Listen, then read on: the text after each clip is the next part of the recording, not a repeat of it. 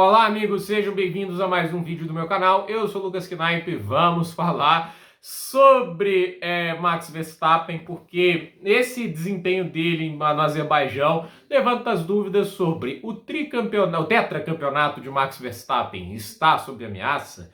E a resposta ela é difícil, mas eu acho que a princípio sim. Óbvio que depende também do Norris fazer o que ele não vem fazendo, né? Hoje você pode até dizer, olha, ele tirou pontos do Max Verstappen, mas convenhamos, ele teve um erro ridículo na classificação e no final ele tira 2 pontos, enquanto poderia ter tirado 15, visto que o Oscar Piastri ganhou a corrida, o companheiro dele venceu. Se ele tirasse 15 pontos hoje, né, a vantagem que hoje é de 59, né, ele teve a volta mais rápida, né, mas vamos supor ali que tenha mais 12 pontos, 13, né, na verdade, em relação a que a diferença dos 12 que o quarto ganha para os 25 do vencedor.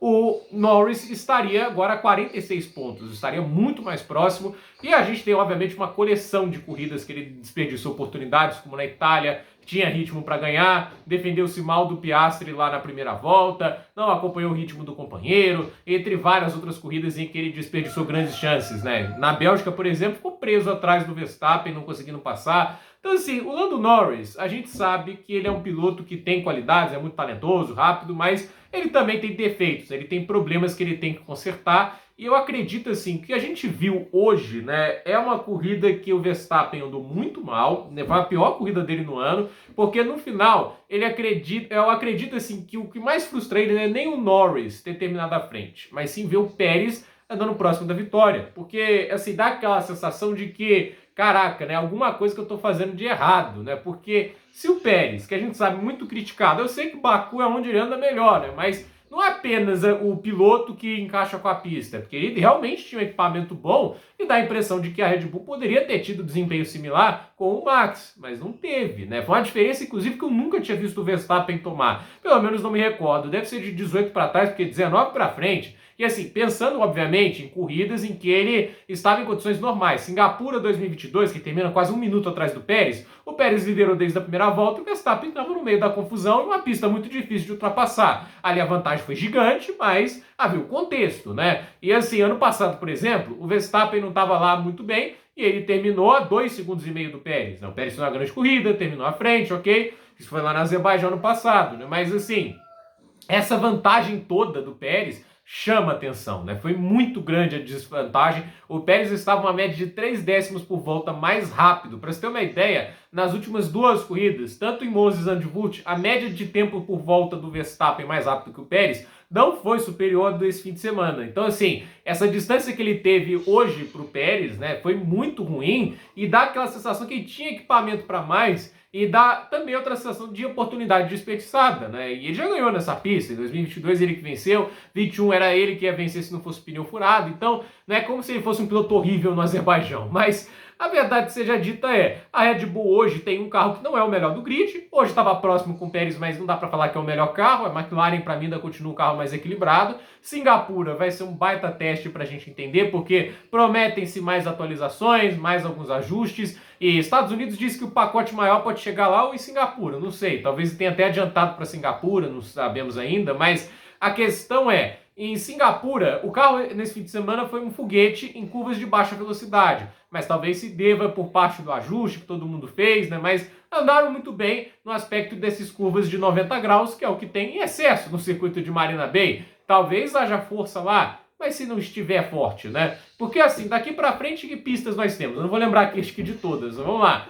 A gente tem o circuito de Las Vegas, Abu Dhabi, Catar, Brasil, Estados Unidos, México, Singapura. Acho que foram todas, né? A gente tem muitas pistas de perfil diferente e a gente não consegue cravar a Red Bull como favorito em nenhuma dessas pistas, né? Será que essas atualizações vão corrigir os problemas a ponto de eles voltarem para a briga? Para mim, se voltarem para a briga, eu acho que o Verstappen é campeão. Mas se continuar no aspecto como a gente viu nessa semana, eu acho que a McLaren tem chances, né? Óbvio que assim, o Leclerc, por exemplo, ele está 78 pontos atrás, né? Muito difícil ele alcançar o Verstappen. Faltam 7 corridas, ele precisaria de uma combinação de resultados muito boa. Hoje ele tirou, por exemplo, 8 pontos, mas 8 pontos não é o bastante que ele tem que tirar por corrida.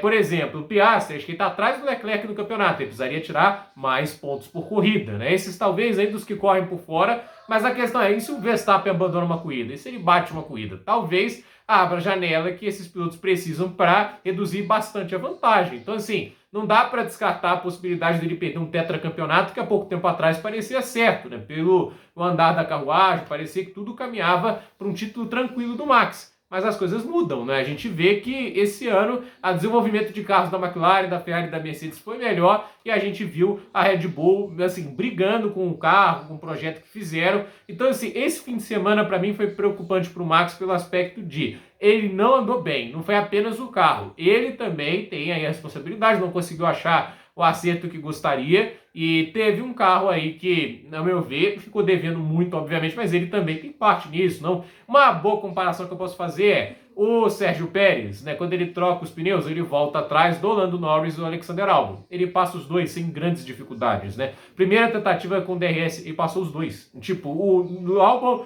ele fez ali na freada da curva 3 uma defesa, ok. Fez a volta depois, Pérez passou. O Verstappen não passou nenhum dos dois, gente. Isso não faz sentido, entende? Para pensar, o Max Verstappen não conseguiu passar alguém que o Pérez demorou, tipo assim, para cada uma volta. Assim, é loucura pensar isso, mas é o que aconteceu, né? E assim, é uma corrida que machuca muito pela falta de desempenho. E assim, pode ser que ele olhe pelo lado positivo de ter perdido um pouco terreno, mas não é essa a impressão que ele vai olhar. Ele vai olhar que, olha, mesmo com a condição muito favorável, eu ainda perdi terreno. Eu acho que ele vai olhar mais dessa forma, alguém competitivo como ele, e obviamente não é nada agradável olhar nessa situação. Mas para mim, assim, se eu tivesse que confiar no piloto, eu confio muito mais no Max do que propriamente confio no Lando Norris. Eu acho que assim, o Piastri e o Leclerc me passam mais convicção. Não à toa, né? Tipo assim, eles andaram muito bem na Itália, foram melhores que o Norris lá e foram melhores que o Norris agora. Nessa pressão e nessa possibilidade dele disputar um título mundial, eu acho que o Norris tem oscilado e tropeçado muito mais do que propriamente o Piastri e o Leclerc nessas últimas corridas. Mas depende também da Ferrari fazer um bom carro para os circuitos travados. Rápidos de reta andaram muito bem no Azerbaijão e também em Monza. Mas agora a gente vai ter uma corrida em Singapura e eu acredito que o desempenho lá pode dizer mais a gente sobre essa pergunta. Mas, obviamente, hoje não há mais certeza do tetracampeonato do Verstappen, né? Eu acho que há tempos atrás a gente estava cravando que ele seria tetracampeão mundial. Hoje há essa dúvida. Favorito? Sem dúvida. É o melhor piloto da Fórmula 1, mas ainda tem uma vantagem que é boa. 59 pontos não é ruim, mas é uma vantagem que já foi maior e estão conseguindo tirar essa vantagem em um ritmo que ele não gostaria e preocupante. Então, assim, a Red Bull tem que se acertar e, obviamente, o Max Verstappen não pode se dar o luxo de ter outro fim de semana como este. Então, gente, por esse vídeo é isso. Dúvida nos comentários, deixe seu like, se inscreva no canal, compartilhe esse vídeo e até o próximo vídeo.